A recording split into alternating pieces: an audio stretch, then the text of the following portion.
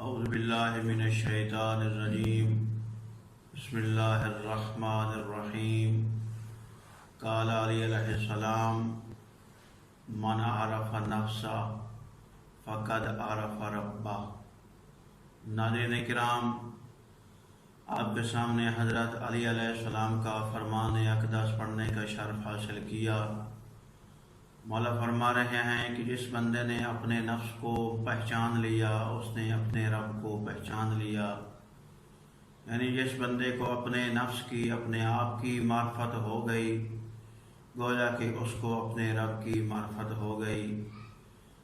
ناظرین کرام، ہم نے وہ درود شروع کیے تھے جو حضرت امام جعفر صادق علیہ السلام نے اپنے شاگرد جناب مفضل کو دیے تھے۔ وہ توحید کا 10 دروس تھے۔ مفضل کی ایک دہریہ اور ملحد سے بحث ہوتی ہے جو خدا کے وجود کے قائل نہیں تھے۔ وہ کہتے تھے کہ یہ کائنات خود بخود پیدا ہو گئی ہے، اس کا کوئی بنانے والا نہیں ہے۔ تو مفضل آ کے امام جعفر صادق علیہ السلام کو بتاتا ہے تو مولا اس کو انسان کی خلقت سے پیدا ہونے والی مصلحتیں اور حکمتوں کا ابتدا کرتے ہیں۔ مولا فرماتے ہیں مفضل دیکھو کہ اللہ نے انسان کو کیسے پیدا کیا، اور انسان کی پیدائش میں، انسان کی خلقت میں جو حکمتیں اور مصلحتیں ہیں، جو تدبیریں ہیں، ان سے پتہ چلتا ہے کہ کوئی خالق ہے، کوئی مالک ہے، کوئی مدبر ہے، کوئی حکیم ہے۔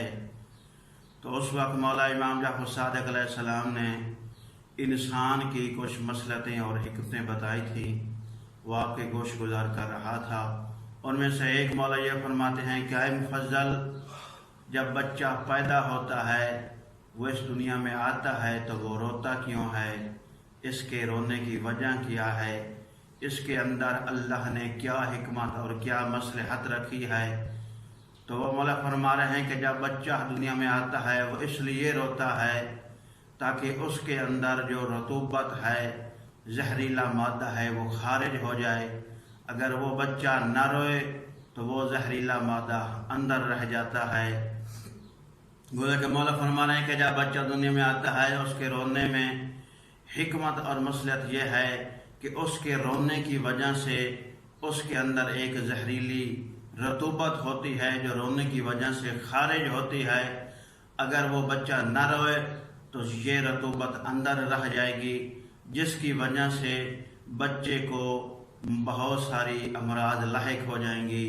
یا تو وہ اندھا ہو جائے گا، یا اس کی زبان پہ اثر پڑے گا، یا اس کے جسم کے باقی اعضاء میں کسی پر اثر پڑے گا۔